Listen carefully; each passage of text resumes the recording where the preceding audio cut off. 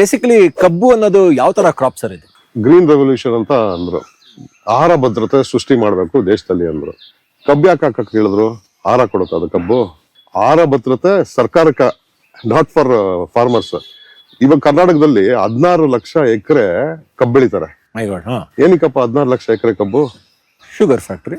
ಏನಕ್ಕೆ ಶುಗರು? ಲೆಕ್ಕ ಹಾಕೊಳ್ಳಿ, 1 ಟನ್ ಕಬ್ಬಲ್ಲಿ 10.5 ಲೀಟರ್ಸ್ ರೆಕ್ಟಿಫೈಡ್ ಸ್ಪಿರಿಟ್ ಬರುತ್ತೆ. ಆ rectified spirit 75 full bottle alcohol ಆಗುತ್ತೆ. ಇವತ್ತು ನಿಮ್ಗೆ ಕನಿಷ್ಠ ಲೋಯೆಸ್ಟ್ ಆಲ್ಕೋಹಾಲ್ ಕೂಡ 1000 ರೂಪಾಯಿ ಕಮ್ಮಿ ಇಲ್ಲ ಒಂದು ಫುಲ್ ಬಾಟ್ಲು. ಅದರಲ್ಲಿ ಸರ್ಕಾರಕ್ಕೆ ಹೋಗೋದು ಇದು 600 ರೂಪೀಸ್ 650 ರೂಪೀಸ್ ಹೋಗುತ್ತೆ. ನೀವು ಮಲ್ಟಿಪ್ಲೈ ಮಾಡಿ, 1 ಟನ್ ಅಲ್ಲಿ 75 into 650 into 40 ton 32 lakh 33 lakh ಆಗತ್ತೆ.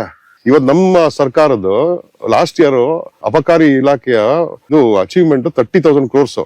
ಈ ವರ್ಷ 38,000 ಕ್ರೋರ್ಸ್ ಕೊಟ್ಟಿದ್ದಾರೆ ಅವ್ರಿಗೆ ಟಾರ್ಗೆಟ್. 38,000 ಕ್ರೋರ್ಸ್ ಎಲ್ಲಿಂದ ಬರುತ್ತೆ? ಇದು ಕಬ್ಬಿಂದ. ಯಾರಿಗ ಬೆನಿಫಿಟ್ ಆಗ್ತಾ ಇದೆ? ರೈತಂಗೆ ಏನ್ ಬೆನಿಫಿಟ್ ಆಗ್ತಾ ಇದೆ? ಅದಕ್ಕೆ ಹೇಳೋದು ನಮ್ಮ ರೈತರಿಗೆ, ಪಾಪ 40,000 ರೂಪಾಯಿ ಅರ್ನ್ ಮಾಡಕ್ಕೋಸ್ಕರ ವರ್ಷವೆಲ್ಲ ಕಷ್ಟ ಪಡ್ತಾನೆ.